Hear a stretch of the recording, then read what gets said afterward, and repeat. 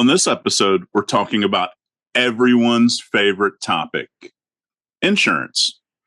Don't worry, we'll make it less painful than a tetanus shot.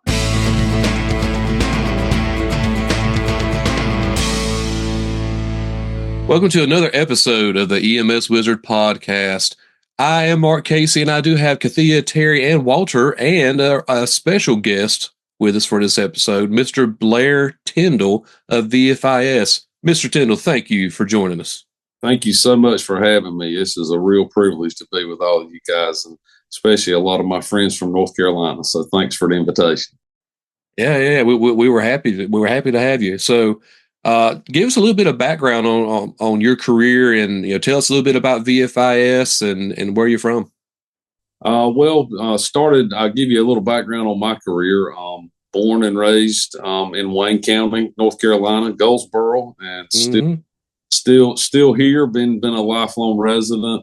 Started off, as a junior firefighter many years ago. I won't give you dates because then you guys can do the math and tell how close I am to retirement one day.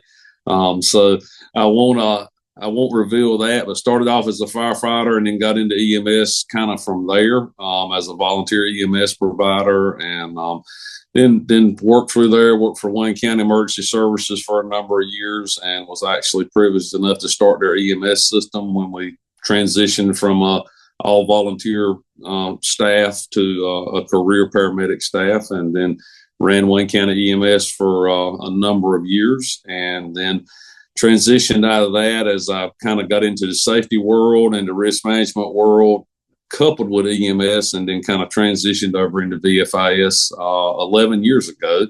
And so I've been doing that ever since. And I really love it. They're a great company. And the thing I like about it the most is, I get to meet 100 plus of our customers a year, and they're either fire departments, EMS agencies, or 911 centers. So, I'm kind of right in the heart of what I call, loosely call my people.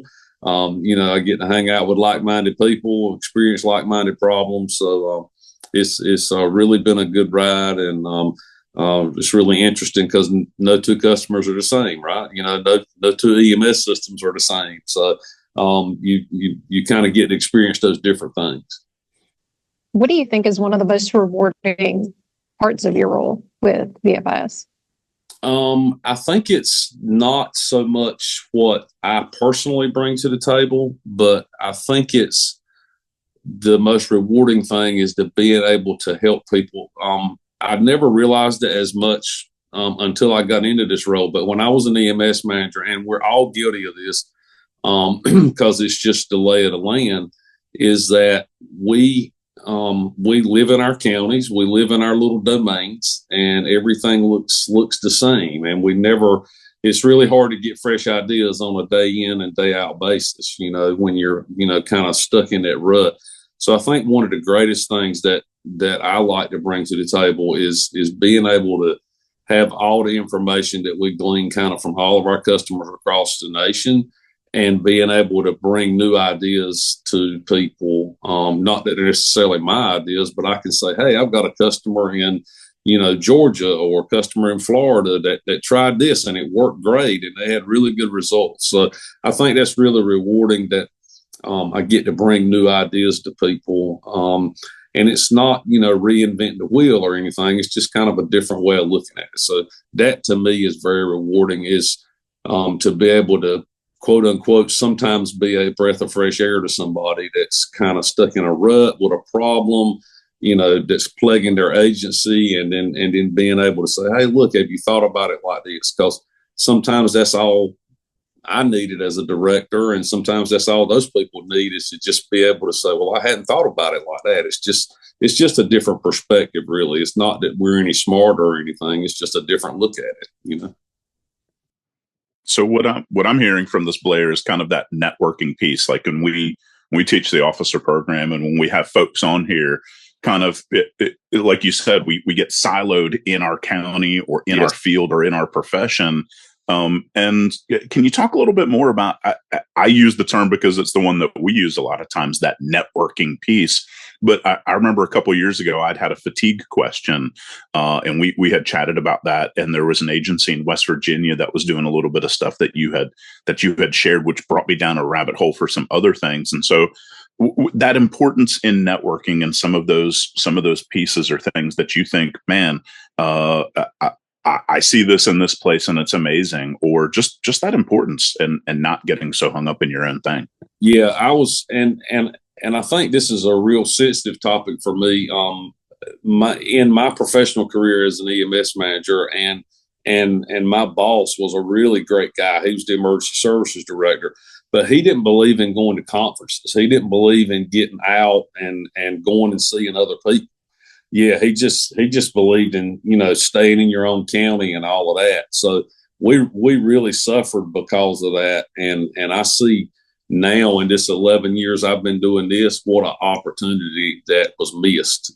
So I mean, if you're going to the conference, for the wrong reasons, we've all gone to the conferences and seen people that are there for the wrong reasons. Some of us have probably been to conferences for the wrong reasons. But if you go and take the trainings that you need to have, whatever is there for professional development, but you learn more in the hallways, and more in the break room and the lunch room and at restaurants, talking with people from other places. You learn so much more from them because there's a lot of intelligent, very motivated, bright people in this industry. And chances are, if you've got a problem, they've had it before. And I think we bring that to the table kind of from a national level as well. But the other thing, and not to segue into another topic, but we have the benefit of having all of the claims data. So we get to see, I tell everybody, I'm a very good Monday morning quarterback because I get to see all the bad stuff, all the lawsuits, how things turn out. I got the best war stories ever, not because I've lived them, but because my company tells them to us. So I think that bringing all of that kind of in a neat package to the customer really makes the most difference. And I so wish I had somebody to tell me that years ago. Because I could have avoided a lot of the gray hairs that I had and the sleepless nights that I had if I had known some of this stuff going forward. And that's actually how I came to work for VFIS. My predecessor, we had insurance with VFIS, and my predecessor came to meet with me when we were screwing a bunch of stuff up. And I was just so blown away by what he had to say, and I said, hey, I would like to do that one day. Of course, it didn't happen immediately, but, one day it did happen. So, that may be a little off topic, Terry, from your question, but I think that we've got to get more and more sharing of ideas. And I think that there's got to be, in the EMS world, in my opinion, there's never been a lot of standardization. I think we had a lot of standardization around certification and a lot of standardization around training, but I don't think there's ever been a real push for operational standardization. When we start talking about policies and procedures and what we expect, to deliver to our citizens and those kinds of things. So I think that's something that we've got to work to as an industry, is some operational thinkings of standardization. So Blair, talking about some of that stuff, those war stories, in our travels, I'd heard an agency talk about that they had an ambulance that had rear-ended somebody.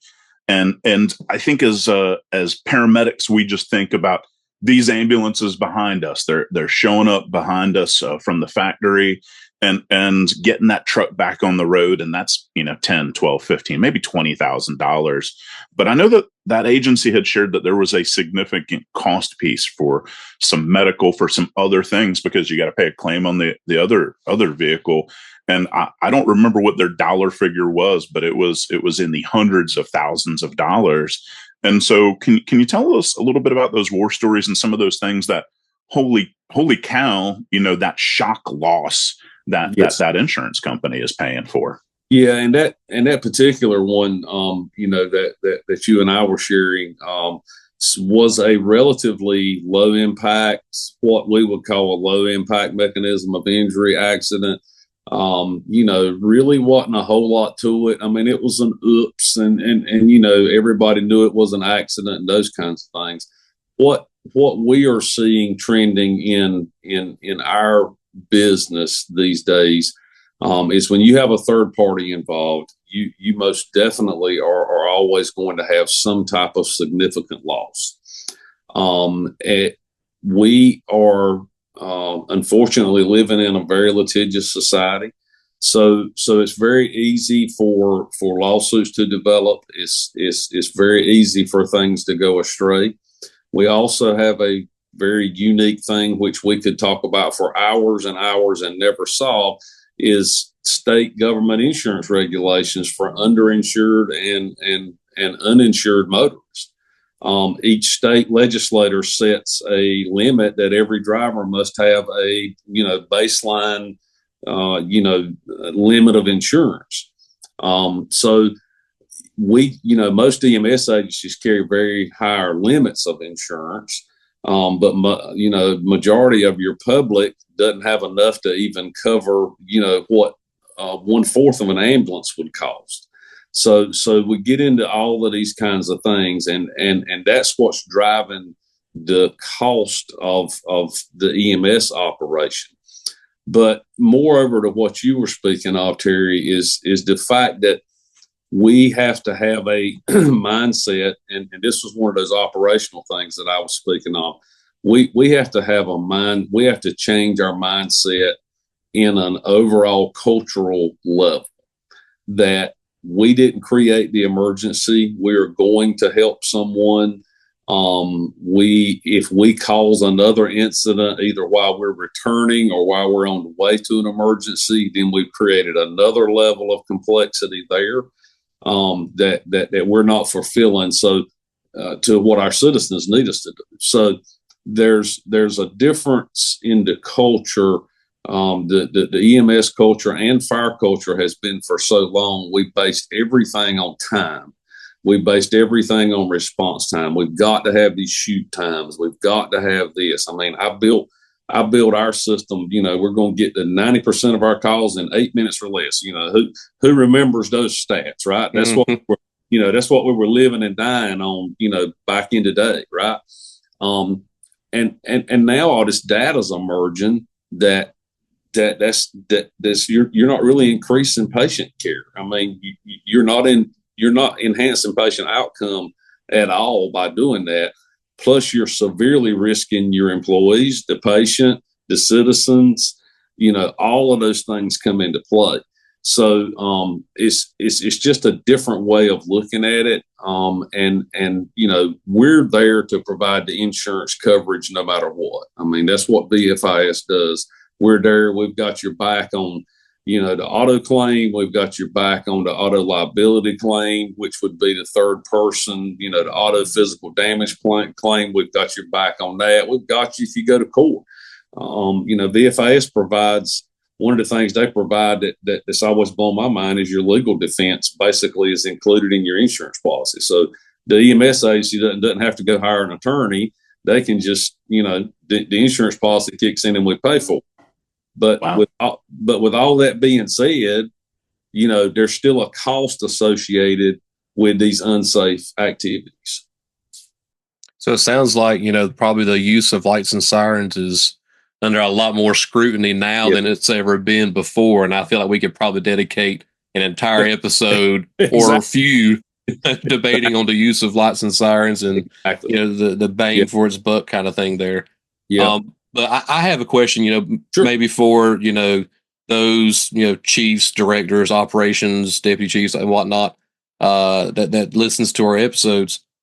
If you had 2 or 3 things that you wish every North Carolina EMS agency would practice, something, from a risk management perspective, 2 or 3 things that you would think that would just be a game changer if they could accomplish these these 2 or 3 things?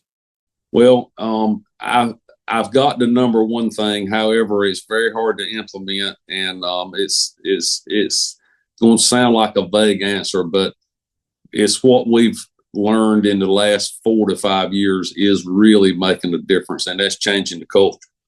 The sad part about that is you have to have such a multi-pronged approach when you change culture. It's not like an SOG or like a checklist. You implement these 5 things and your culture changes, right? It's just not simple. But I think one thing that every agency should definitely look into, and what we're pushing from the VFIS risk management side, is leadership training. We have done, and it's our fault, the industry has done a horrible job of training people to be leaders in EMS. We taught them ACLS and PALS and how to run trauma codes and all of that stuff, right? But with very little leadership training until people arrive at the director position. Then they go, oh my, you're the director. We need to send you to leadership training. We need to back that up, and we need to be hitting these folks when they're new hires. Just as soon as we can get them functioning on an ambulance in tandem with teaching them how to, start IVs and how to put an ET tube in correctly and all of those things, we need to be telling them what it means to be a leader, because what we need are leaders from the bottom up all the way through the organization. The medic that's got 5 years on the ambulance, 5 years of service on the ambulance, and the medic that's got 2 years of service on the ambulance, the 5-year medic should be the leader on that truck, right? But if they don't know how, then they don't know what they don't know. So that is one of the silver bullets that we have seen, is that we really need to be pushing leadership training at all levels, and that leadership training ties back into, they need to understand how the organization runs. They need to understand what the risk of the organization is, what happens if they don't do their job correctly. They need to understand the QA process. They need to understand all of those things as to how they function inside the agency. We have done a really poor job of putting them on Medic 42 out in the middle of nowhere and say, run these calls and don't bother us. I mean, we've done on a need to know basis. Exactly. We have done a really good job at that. And I'm sorry, guys, if I get on a tangent, just let me know. I'm pretty. That's a good one. I'm kind of passionate about what we're talking about. But yeah, that also ties into the next thing that we're seeing is a younger generation. This younger generation that's coming on board does not function well in that need to know basis. Our generation functioned better on that need to know basis, but the younger generation does not. So that's where my next bullet point would be mentoring. We have got to take what we've got that's our most experienced, and we've got to get them communicating with the person that just got hired, and vice versa. That young person has got to be talking to that older person. When I say young and old, I mean new hire versus experience. Age is not a factor so much in everything, but they've got to be talking to each other. And we've got one customer that'll remain unnamed, but we've got one customer that did a really cool thing. The new hires were helping the people with experience with technology, because the people with experience don't understand the technology as good as the new hires, and they're fighting it, and it can make their life better. And then, they can swap the information. Here's how you handle a big, ugly trauma call that you can't get out of your head. Yeah, so that's that's some of the things that we're seeing are really getting some traction at some of our agencies that we work with. I think it's awesome that the main things that you're seeing from your perspective that would benefit North Carolina EMS agencies, it's not a piece of equipment, it's not a safety practice, it is leadership and mentorship. All the ships. Yep, all the ships. That's exactly right. That's exactly right. All the things we love talking about. Yeah, that's right. That's right. And we've all been there and done that, so we know it. We know it's correct, but we got to get out there and sell it, right? Mm-hmm. Yeah. Well, and it's a small request that you ask. Let's shift to the culture, because that's, I was like, man, I'm glad Blair's starting out with an easy thing, changing the culture. That's right. That's exactly right. So, but we just, for example, we have been teaching a class now for about 5 years, and it has gotten amazing results. Not because of the instructors, because I'm one of the instructors, guys, and believe me, I'm not a great instructor. But the content of it is called Risk Management for Mid-Level Managers, and we actually encourage for the like above shift, what we would call shift supervisors. We actually encourage people above that level to sit in the back of the room and be quiet and listen. We're actually training from that shift supervisor level down. Do you use duct tape for that? Yes, exactly. Yes. Yes. We have to use gags and zip ties and, all of that kind of stuff. But it's amazing. It's amazing the results that we've seen once you get into that mindset. And you start training them, and you start making them realize that they're as much a part, the person that's been there 6 months is just as much a part of the organization as the person that's been there 25 years. And you start exchanging information that way. So that's one of the really cool things that we've been doing for a long time. And if it works, and it doesn't work 100% of the time, but the courses that I've taught, if it works, after about 2.5 hours, I have actually sat down in my chair at the instructor's table, and they're talking freely amongst themselves, and I don't even have to say a word. And when that happens, that it's caught on, right? And they're starting to exchange ideas, and why do we do it like this, and why don't we try it like this? And it's really an interesting experiment to do, if you will. So Blair, speaking of interesting experiments, I was talking with my 8th best friend, Adam, the other day, and so Adam was telling me about in his agency that they've seen a rash, and rash is an over dramatic statement, but they've had several new folks that they've hired in, 18, 19, 20-year-olds that they knew that his agency required you to have your driver's license to work for the agency. Yes. And so new drivers now getting behind the wheel of not just their Nissan Altima, the cool mom car that they're driving to work, but now they're driving this 15,000 pound ambulance. Yes. And there's some challenges with that. And I think when we talk VFIS, we think just the auto, and you've already hit that there's so many other pieces, but that not risk manager, but as that supervisor, as that agency head, as that senior leader, what should folks be thinking about, whether they're that first level supervisor all the way up to that senior leader, about how do I get this person familiar behind the wheel of this ambulance? Yeah, and I think again we have to look beyond what we've traditionally done. I think the landscape's changing, and we've got to change with it. And most of the time, emergency services folks get pulled kicking and screaming into the next thing, right? Because we get so used to what we're doing. But you're exactly right, Terry. We are seeing even what I would consider to be an older driver, a 35, 40-year-old driver that is not doing a good job. The age range that you talked about is definitely a problem, but we're seeing so many inexperienced drivers now. So let's look at it like this. Everybody's been to EVOT, right? If you've got if you're a card carrying member from the state of North Carolina, everybody's been to EVOT. So why are we still running into stuff at an alarming rate? It's because it's not about the training. It's because they don't have the experience. So what we are in kind of pushing is the more behind the wheel training you can give them, the better. Look, VFIS does the cone course. North Carolina EVOT does the cone course. The cone course has its place. It teaches you about vehicle dynamics. It teaches you about how big the vehicle is and those kinds of things. But let's face it, guys, what they're going to do every day has no cones around. It's driving in traffic.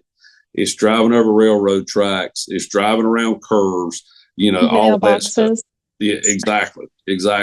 So the more, what we're seeing is the more seat time you can have, the better. But from a supervisory level, it really takes a supervisor that digs in and gets to know their people, because they need to be able to know, is this person comfortable? Can I tell if this person is comfortable doing what I'm asking them to do?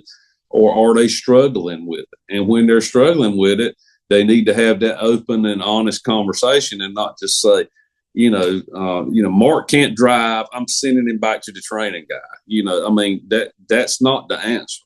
The answer is that communication with that individual as a supervisor, as a leader, and saying, what can I do to make you feel more comfortable? What do you need? Do you need to be behind the wheel more? Can I ride with you some? Can I put you with an experienced driver? So the behind the wheel piece is very important. I mean, we recommend, 10 hours per year at a minimum of behind the wheel training. And I've got some agencies that I represent that are doing upwards of 60 hours per year of behind the wheel monitored driving. So that's with somebody that's either an FTO or, in a training role or in a mentoring role, sitting in the right seat with this person and just talking through all of this stuff. Wow. So that's kind of what we're seeing. And then the other next step is using the technology that's at our disposal for driver monitoring systems is really a great coaching tool. And I'd even say that, there's a difference between, just spending time behind the wheel, driving from call to call, station to station, hospital to hospital, versus actually being behind the wheel and actually training. Yes. That's one is experience, the other is training. It's two completely different things. Exactly. Right? So you might have drove an ambulance for, 15 years. A little bit of training every now and then on some of the things might not hurt. When was the last time you approached a 4-way stop sign with an ambulance? Exactly. Some places don't have 4-way stop signs. I think they're growing them, left and right everywhere, it seems like lately. But I think that's the most important piece of it, is recognize that, you might have been driving an ambulance for 15 years, but you still need training on it. There's a difference. It's funny. I saw Terry shaking his head a while ago when I said something, but I kind of give this speech all the time, because I have people ask me, when does VFIS let people drive ambulances? Well, VFIS on the insurance side says 18 years old. But then I say it's not so much about age, because I always make the joke, you probably got some 45-year-olds in your agency that can't drive. So it's really not about age, it's about experience. That's really what it's about, because in North Carolina we don't have as many, but we still got a lot of people that grew up in rural North Carolina, that grew up on farms, driving big equipment and stuff like that. And the stats show that those people always do better, because they're used to it. And, Terry made the reference to the Honda Accord or whatever, but, you can't expect to send somebody that's only ever drove a Honda Accord, send them through a cone course and an EVOC training class, and they've never touched the wheel and say, okay, you're trained, have a nice day. It just don't work like that, So Blair, you brought up technology and cameras. That can be a little scary. It can be a little scary for the agency, but it can be a little scary for the drivers. Yes. Can you touch on that a little bit? Yes. And we do, Walter, get a lot of pushback on that theory. So it's still pretty new. And it still is very scary to a lot of people. The thing that we try to encourage, and where we have seen it work, it all comes from management and leadership as to how it's implemented. If they think for a second that Big Brother's watching, they're going to fight you tooth and nail. It's not going to be effective. It's going to completely turn everything off. Once they realize that the agency truly is, and this is that communication piece from the top down and bottom up, once they truly understand and realize that it's for their benefit and their protection as much as it is the agency's protection, it really gets sold in a different light. So spin is a bad word because spin indicates that you're telling something that's not true, but it's really how you implement it. And we've had some agencies that did it poorly. And I'll be honest with you, and they use it all as punitive, and that's not the goal of it. The goal again is to standardize the operation, that everybody is driving the ambulance the same, and that we have data to back up that the ambulance is being driven the way the agency wants it driven, and the way that a standard way to drive it, and that everybody's responding the same the majority of the time. And then from that point, once they get comfortable, then you start, gamifying some of this stuff. A shift beat C shift. They had less triggers last week or last month, and C shift, and they get, whatever you want to give them, a gift card or a pizza party or whatever, and then you let that run for I've had agencies that let it run for a year, 2 years before they ever started using it as an evaluation tool. But the thing is that they have to understand, and it takes a little while to get it to work. But the thing that they have to understand is that you may see, Walter's triggers are all around intersection, and Walter's braking really hard. So all of his triggers are around really hard braking. Otherwise, Walter drives great. So we can pull Walter aside and say, why are you having all these hard brakes? And Walter says, well, it's because I'm afraid the vehicle's not going to stop. So that tells you that we need to take Walter somewhere in an open parking lot and let Walter slam on brakes for a while and figure out what the vehicle feels like when it's stopping. So it really gives you some pinpointed areas to concentrate on. But yeah, Walter, it's a great point, and I think we're going to fight that less as we go into the future. But it gets fought a lot, Right. Well, yeah, I can hear people say, "Big Brother's watching me." Big Brother's watching me. Say exactly. Stop braking so hard, Walter. Exactly. I'm terrible. Exactly. Now, do you feel as this is evolving, cameras in the trucks and things like that, do you feel like that's helping the clients out more or hurting them, or is it kind of a split dependent on the situation? It is definitely only upside benefits at this point. Okay. Yep, definitely only upside benefits, and it is doing things that it's manifesting benefits that we weren't even expecting, right? So it's driving maintenance costs on the vehicles down sometimes 35 to 40%. I have to agree with you on that. Yeah. Over a year's budget, right? So people, we think we're controlling incidents and doing all this stuff, and then somebody that looks after the budget goes, "Oh my God, our maintenance costs are down 40% from last year." So it's doing all kinds of things.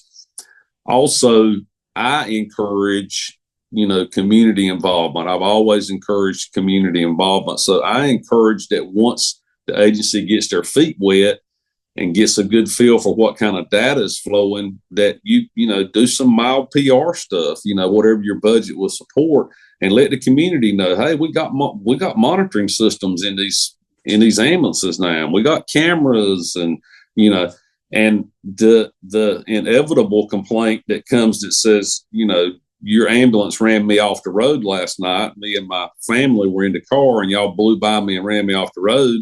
And they can rewind it back and say, no, we didn't. You pulled over. We were 60 feet behind you when you pulled over, and you ran into ditch, or whatever, then we can say that was on you, not on us. We didn't do anything wrong. Once the employees see that it can back them up as well, it gets really popular really fast. Well, Blair, I feel like we could probably there's so many more things I feel like we all want to talk about and chat about some more. We might have to have you back for another episode. Sure. Hold on. Mark. No, you're not Mark, going you're to trying to You're not going to you're trying to end this. Terry. Blair, You're this not gonna is ask. Blair, this is the No, thing is you don't have to do it. is I would say Just like let it happen. a good insurance agent Don't is do like it. a best friend who's there and they're able to talk you through things and Don't help fall you for it. out. And here I am tonight of this episode live with my best friends. And so that's what I would ask you is if Blair had to list who his best friend was, who would you say is your best friend? Blair, don't answer that. He hasn't been on the podcast in weeks. Walter, get your boy. Don't. Get your boy, Walter. Are you saying on this podcast? Not just in life. In He's life. left us high and dry. Hey, He's T. left it up to the Hey, guests. T. In life? My T. best friend for life is a guy that I've been friends with since the 6th grade, and we're still friends. We went out to eat last night. We see each other probably 2 to 3 times a week. Talk on the telephone multiple times a week, and his name's Mike. And he's my, what do the young kids call it now? Ride or die, I think is what. Yeah. What we're supposed. PIC. Yeah, exactly. But yep, he is my very best friend, and I've been fortunate to have a lot of good friends. But he is my very best friend for sure. He did not say Terry. It's not you, Terry. I'm fine with that. Just throw that out there. Well, Blair, I appreciate it again. So if, early on in my career, I knew VFIS because it was on something on the bulletin board at the fire station whenever I walked by. Exactly. I didn't really understand it. But then, over time, I learned there's so much information and resources and things of that nature. So if anybody needs to reach out to you to get with you, to ask you some questions and maybe seek out some resources, how could they get up with you? Yeah, I'll let me follow that up with one other thing that piggybacks on what you said. I'll be really quick. You're good. What's impressive about VFIS is a large majority. I don't have specific numbers, but a large majority of folks that work for VFIS in Pennsylvania and all over the United States, all of us have fire and EMS backgrounds. So it's not like we're insurance guys only. We understand. We've been on the other side of the coin. There's a lot of folks that I work with that are still riding, an EMS unit part-time on the weekends, because they love it or they're volunteering or, all that kind of stuff. So I think that's what sets VFIS apart in a lot of ways.